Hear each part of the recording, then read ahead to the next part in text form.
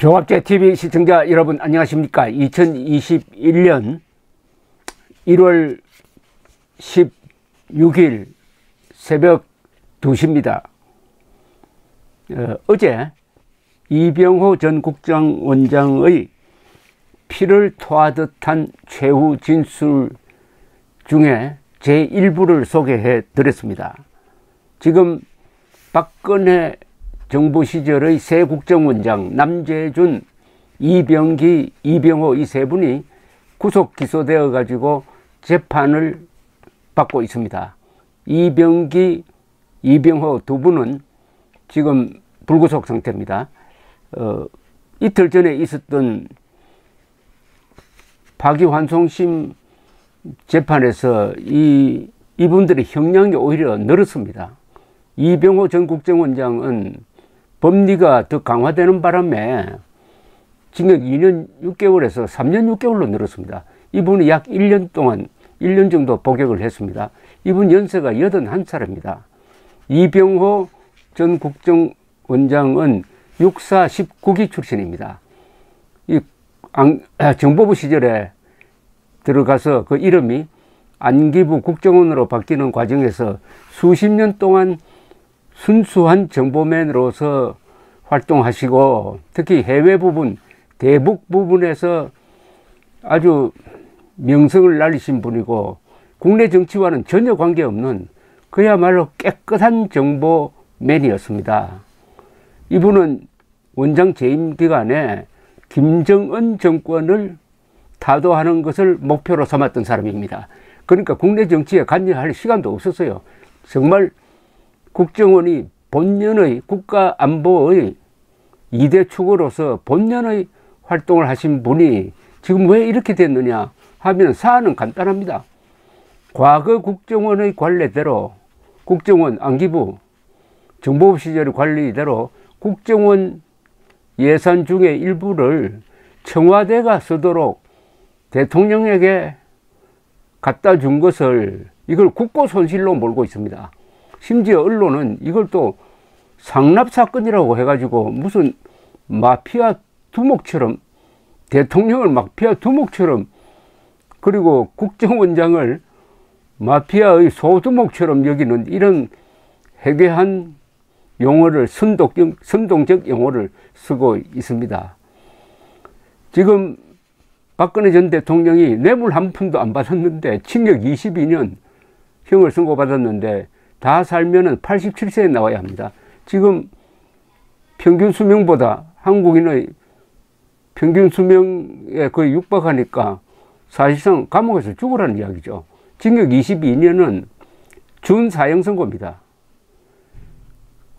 그런데 거기에 초점이 맞춰져 있는데 사실은 이 세 분, 이병호, 남재준, 이병기 새 국정원장에 대한 이 재판도 그에 못지않게 참 상식을 초월하는 겁니다. 그런데 상식을 초월해도 이 법률 기술자들이 법으로 맞추어 가지고 뭐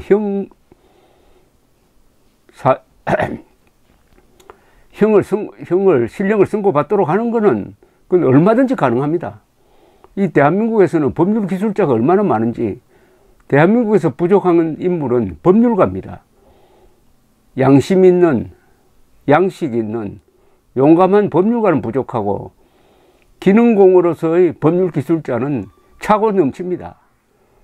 그래서 거대한 이른바 적폐 수사의 흐름 속에서 이 세 분이 지금 고생을 하고 있습니다. 또 원세훈 국정원장, 이명박 대통령 시절에 그분도 순환을 겪고 있습니다. 자, 그렇다면 왜 이렇게 무리하게 하느냐? 지금 문재인 정권의 이념적 성향을 볼 때 친북 정권은 확실합니다. 그보다 더 심한 굴종 정권이라고 봐야 되겠는데 그렇다면 종북이란 말을 써야 되는데 종북이란 말은 조금 보류하겠습니다. 이런 생각이 듭니다. 문재인 정권 핵심에 김일성을 숭배하는 김일성주의자들이 중요한 위치에 있어 가지고 정책 결정에 참여한다는 것이 사실이라면은 김정은 정권을 무너뜨리려고 했던 새 국정원장을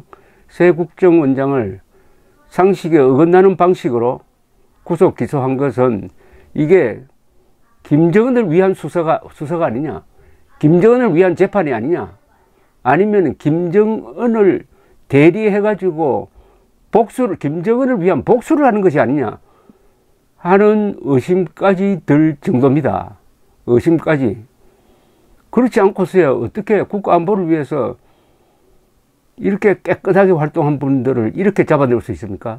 이와 비슷한 게 김대중 전 대통령의 미국 비자금, 그 규모가 한 한국 돈으로 1조 원이 넘는 그런 비자금에 대한 구체적 정보를 얻어가지고 조사를 했던 사람도 차장과 국장이 구속됐습니다. 이제 그분들이 형 다 살고 나왔어요. 종합적으로 생각하면은 이 수사가 이른바 적폐 수사, 또 이걸 윤석열 지금 검찰총장이 서울지검장을 할 때 지휘를 했습니다. 이것은 과연 누구를 위한 수사였느냐, 국가를 위한 수사냐, 아니면 김정은을 위한 수사를 했느냐, 김대중을 위한 수사를 했느냐, 김대중 보호하기 위한 수사냐, 아니 김대중 비자금 의혹을 확인하는 게 먼저지 김대중 비자금 의혹을 추적을 했다고 추적한 사람을 잡아넣는 법이 세상에 어디 있습니까? 더구나 그 중에서 1억 달러 수표도 국정원이 확보를 하고 그 1억 달러가 북한으로 들어갈 수 있는 개연성을 구체적으로 확인한 그 사건의 처리 방식, 새 국정원장에 대한 처리 방식, 그러니까 이병호 원장이 피를 토하듯이 최후 진술을 한 겁니다. 그래서 제가 소개를 해드리고 있는데, 이 최후 진술은 지난해 11월 23일 있었던 최후 진술입니다. 앞서 소개한 내용은 어떻게 단순한 예산 전용을 이런 식으로 형사사건으로 다룰 수 있느냐 하는 데 대한 이병호 원장의 반론을 좀 소개를 해드렸고, 지금부터는 다른 차원에서 조금 더 구체적으로 소개를 해드리겠습니다. 그 후 재판은 검찰의 기소 내용을 중심으로 심리가 이루어졌습니다. 그러니까 검찰의 기소 내용은 국정원 예산을 청와대 예산으로 전용한 것은 이것은 국고손실에 해당한다, 이런 이야기고 형사처벌을 받아야 된다는 취지의 기소를 했다 이겁니다. 그런데 이병호 원장은 정부 예산 전용 문제 측면에서의 심리는 전혀 이루어지지 않았습니다. 즉 이병호 원장은 이것은 단순한 예산 전용으로 다뤄야 한다, 예산 전용은 이게 형사처벌되지 않지 않느냐, 이런 이야기죠. 저는 지금도 국정원 예산의 청와대 지원이 위법이라면은 이는 정부 부처 간 예산 전용을 금한 국가재정법 위반이라는 생각을 하고 있습니다. 이는 법을 잘 모르는 저의 아전 인수식 생각은 아닙니다. 제가 만난 많은 변호사들과 학자, 언론인 등 건전한 양식을 지닌 많은 사람들이 같은 생각을 하고 있습니다. 예산 전용은 위법일 것입니다. 그러나 이 위법은 형사처벌 대상이 아니라고 알고 있습니다.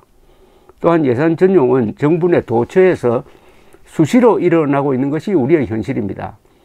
최근 검찰의 정보 수사용 특활비를 법무부가 전용해 쓰고 있던 오랜 관행에 대해 논란이 일고 있습니다. 얼마 전에는 대법원장 공관 리모델링에 예산이 전용되었다는 보도가 있었습니다. 이러한 전용 사례들이 대통령이 국정원 예산을 전용해서 쓴 것과 어떻게 다른지 저는 잘 모르겠습니다. 조선일보는 지난 11일 법무부 검찰국 특활비는 박근혜 국정원 특활비와 무엇이 다른가 라는 제목의 사설까지 게재했었습니다. 더구나 국정원 예산의 전용은 대통령 지시로 일어난 것입니다. 또한 이 예산 전용은 다른 행정부처 간 예산 전용과는 그 성격을 달리합니다. 그 예산 전용은 국정원에 대한 대통령의 지휘권의 일환이라고 볼 수 있기 때문입니다. 국정원은 대통령 소속기관입니다.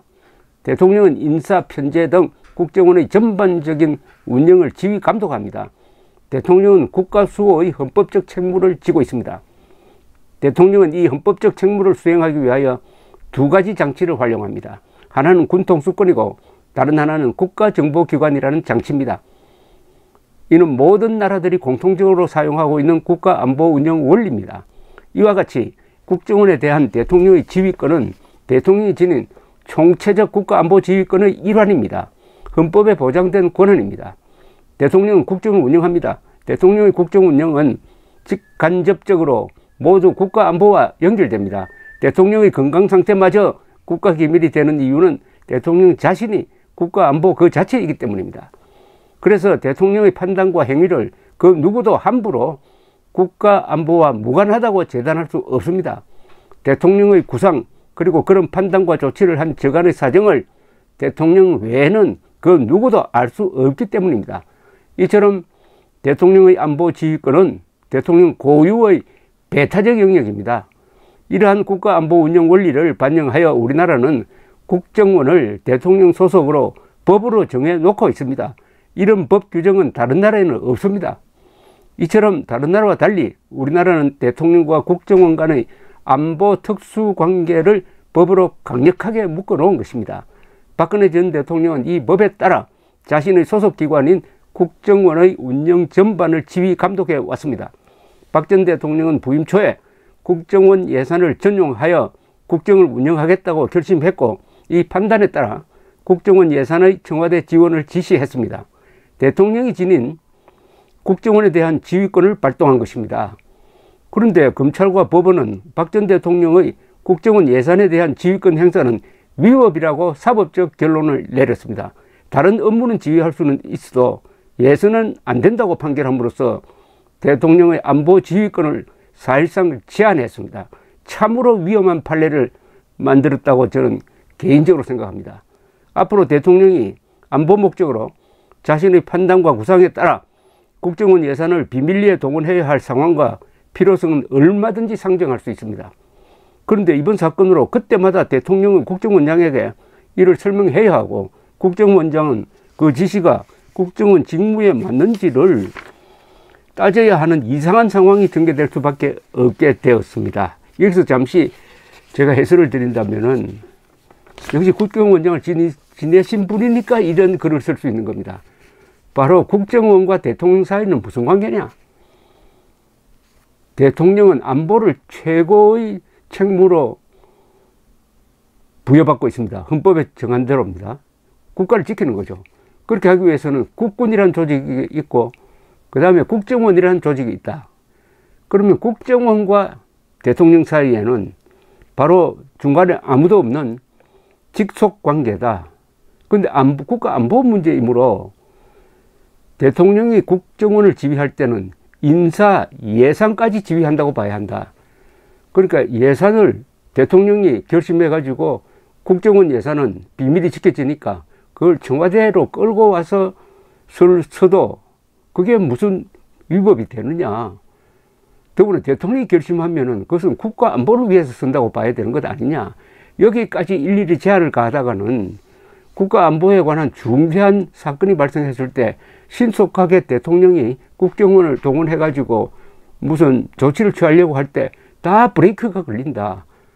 이것은 시간을 다투어야 할 국가 안보 문제에서 심각한 어떻게 보면은 관료적 폐해가 발생될 수 있다 하는 아주 본질적인 문제를 제기를 하고 있습니다.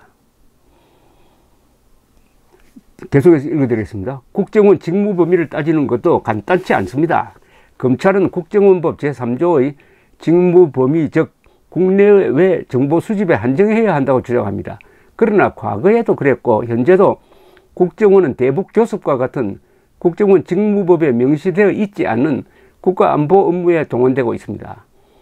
검찰의 논리라면 국정원의 대북교섭 업무 그리고 관련해서 사용한 예산은 모두 용도외 사용으로 불법이 됩니다. 대북교섭 업무에 국정원을 동원한 대통령의 안보 지휘권도 불법이 됩니다. 이건 무서운 지적입니다. 예컨대 임동원 원장 시절에 김대중 때입니다. 임동원 국정원장 시절에 무슨 일이 일어났는지 아시죠? 김정일을 만나기 위해서 김대중 대통령이 현대그룹을 앞세워가지고 4억 5천만 달러를 조성해가지고 김정은이 해외에 가지고 있는 비자금 계좌로 그 중에서 한 2억 달러를 보낼 때 보내는 중간 전달책 역할을 국가정보원이 했습니다. 적의 수개의 해외 비자금 계좌로 불법 자금을 보내는 심부름을 국정원이 했다 이겁니다. 국정원장 지시하에 국정원이 했다. 왜 조사 안 하죠? 왜 수사 안 하죠? 이것과 이병호 원장이 박근혜 대통령의 지시에 따라서 국정원 예산의 일부를 청와대 예산으로 쓰도록 보낸 거하고 비교를 한번 해보십시오. 4억 5천만 달러는 적의 수개액 갖고 여기 국정원 예산 몇십억 될 겁니다. 몇십억은 대통령한테 갔는데 한쪽은 수사도 하지 않고 이거는 수사를 해가지고 국정원장을 잡아놓고, 그래서 제가 설명드리는 게 이 수사는 누구를 위한 수사냐, 김정은을 대리한 보복 수사냐 의심하지 않을 수 없고, 그렇게 이해한다면 약간 이해가 되는. 계속해서 읽어드리겠습니다. 그러니까 더구나 이 국정원을 지금 김대중, 노무현, 이 문재인 정권은 국정원장을 대북 교섭 창구로 씁니다. 이게 있을 수가 있습니까? 그것은 통일부가 해야 되죠. 아니, 북한 노무현 정권을 적으로 삼아가지고 완전히 소리 없는 전쟁을 하고 있는데 그쪽하고 교섭을 하라고 하면 어떻게 됩니까? 하트라인 정도 이용하는데 거쳐야지. 이거는 국정원 법에 없는 행동이니까 그렇게 한 것은 불법이다 이겁니다. 불법이고 거기에 쓴 돈은 그것은 국고손실죄로 처벌해야 되는 거 아니냐. 공평하게 한다면은, 우리가 처벌받는다면은 그쪽도 처벌받아야 되는 거 아니냐 하는 이런 이야기죠. 여기에 뭐 논리상 저는 모순을 발견할 수가 없습니다. 물론 대통령의 국가안보지휘권은 초법적으로 행사되는 것은 아닐 것입니다. 그러나 법적 잣대로 대통령의 안보지휘권을 지나치게 묻는 것은 위험합니다. 국가안보는 결과적으로 나라를 지키는 데 어떻게 하는가를 따지는 한 목적적 영역이기 때문입니다. 모든 문명국가에서는 국가 원수의 안보 활동이나 정보기관의 활동에 대한 사법적 제한을 극도로 자제하고 있습니다. 이는 국가안보 운영의 글로벌 스탠다드입니다. 미 CIA는 타정부 부처 예산을 전용해 쓸 수 있는 권한마저 부여되고 있습니다. 저는 이 사건이 지닌 국가안보적 함의를 법원이 보다 철저히 심리했어야 마땅하다고 생각합니다. 이 국가정보기관은 법에 없는 행동을 해야 됩니다. 때로는 다른 나라 요원을 납치도 하고 암살도 하고 합니다. 어느 제대로 된 정보기관은 다 그렇게 합니다. 이게 법에 법이 허용되는 건 아니잖아요. 그러니까 정보기관에 대해서 법적 잣대를 들이대는 것은 매우 조심해야 된다는 겁니다. 매우 조심해야 된다는 거. 아니, 전투를 막 하는데, 군대가 전투를 막 하는데 왜 당신 적을 왜 쏘았어? 적이 먼저 쏘지도 않았는데 당신이 먼저 왜 쏘았어? 적은 한 발 쏘았는데 왜 100발이나 쏘았어? 이런 식으로 검사가 가서 일일이 따진다면 전투할 수가 있습니까? 국정원은 국군과는 달리 보이지 않는 곳에서 전투를 하는 군사 조직입니다. 준군사 조직입니다. 그런데 여기에 법률 기술자들이 잡아넣기 위해서 이런 법률을 적용한 게 두고 후환이 될 가능성이 있다. 국가안보의 작동 원리를 파괴할 가능성이 있다. 라는 지적을 하고 있습니다. 특히 이 사건과 관련된 판결을 납득할 수 없는 부분은 국정법 3조에 의거 대통령의 지시를 따라야 하는 법적 의무를 지닌 국정원장들이 대통령의 지시를 따랐다는 이유로 사법 처리당했다는 것입니다. 왜 처음부터 대통령의 지시의 위법성을 인지치 못했으며 이를 대통령에게 따지지 않았느냐? 그래서 너는 대통령과 공범인 범법자다라는 판결의 요체는 제왕적 대통령제는 부인할 수 없는 우리의 정치 현실임을 외면한 것입니다. 그리고 박근혜 대통령이 과거에도 그랬어요. 그러니까 국정원 예산을 청와대로 지원해 주세요라고 말했을 때 거부할 수 있습니까? 그 지시가 과연 불법한 지시라고 생각할 수 있었을까요? 그게 불법한 짓입니까? 저는 그런 생각 안 드는데요. 우리 정치 현실에서 대통령의 지시를 따라야 하는 법적 의무를 지닌 국정원장이 대통령의 지시를 따지거나 이의를 제기하지 못했다고 범법자라고 하는 것은 지나친 과잉 처벌의 사례일 것입니다. 물론 명백한 반헌법적, 반법률적 지시는 거부해야 합니다. 예컨대 야당 당수를 미행하라, 도청하라, 약점을 잡아라, 이런 지시를 하면 거부를 해야죠. 근데 이거는 그런 게 아니잖아요. 예산 전용 문제 아닙니까? 지난번 제 변론에서 자세히 밝힌 대로 제가 원장으로 부임 당시에 청와대 자금 지원 문제는 이미 2년간 행정적으로 정착되어 있었습니다. 이런 상황에서 저는 그간 해오던 대로 관행을 따르는 선택 외에는 다른 선택을 할 수 없었습니다. 나라의 정보 책임자가 된다는 것은 참으로 막중한 일입니다. 할 일이 태산 같습니다. 저는 75세의 늦은 나이에 하루 만에 갑자기 국정원장이 되었습니다. 밀려드는 일에 정신이 없었습니다. 청와대 지원 문제는 제겐 신경 쓸 겨를이 없는 지엽적인 문제였습니다. 그렇죠. 국정원장이 얼마나 일이 많은데 통상적으로 이루어지고 있는 거, 거기에 대해서 신경 쓰고 법적으로 따져볼 시간이 있었겠습니까? 고의성이 없잖아요. 모든 범죄는 고의성이 있어야 됩니다. 그러니까 청와대에 이 돈을 주고 무슨 이득을 취하겠다는 그런 고의성이 없었잖아요. 그런데 어떻게 이게 유죄 판결이 나옵니까? 그래서 제 재직 기간 중 청와대 자금 지원 문제는 기조실장에게 전적으로 맡겨져 있었습니다. 저는 모두 기조실장의 보고를 듣고 수용하는 방식으로 이 문제를 다루었습니다. 2년 2개월의 재직 기간 중 제가 지원 문제와 관련하여 보고를 듣는 등 기조실장과 대화한 시간은 전부 합쳐서 10여 분을 넘지 않습니다. 10여 분을 넘지 않습니다. 그런데 징역 3년 6개월이 뭡니까? 징역 3년 6개월이. 그러니까 이런 재판, 이런 수사의 배경이 궁금하다 이겁니다. 궁금하다. 오늘은 22분 지났으니까 여기서 또 일단 끝내고 계속 제가 소개해 드리겠습니다. 참 공부가 됩니다. 이병호 원장 아니면은 이런 글을 쓸 수가 없습니다. 이렇게 깊이 있는 글을 쓸 수가 없습니다. 이것은 단순히 내가 무죄라는 주장과 함께 국가정보기관이 이렇게 취급돼서는 안 된다. 근본적인 질문을 합니다. 대한민국은 모사드나 CIA와 같은 좋은 국가정보기관을 가질 자격이 있는 나라냐?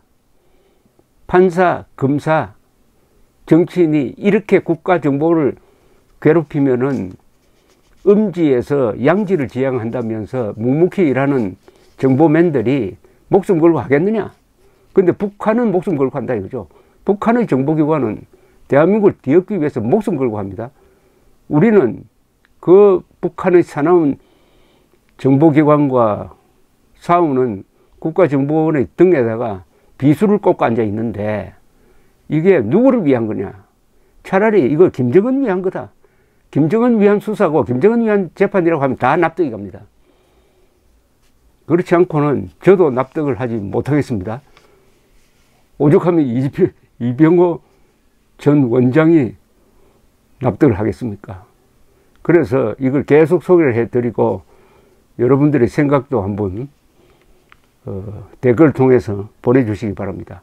경청해 주셔서 대단히 감사합니다.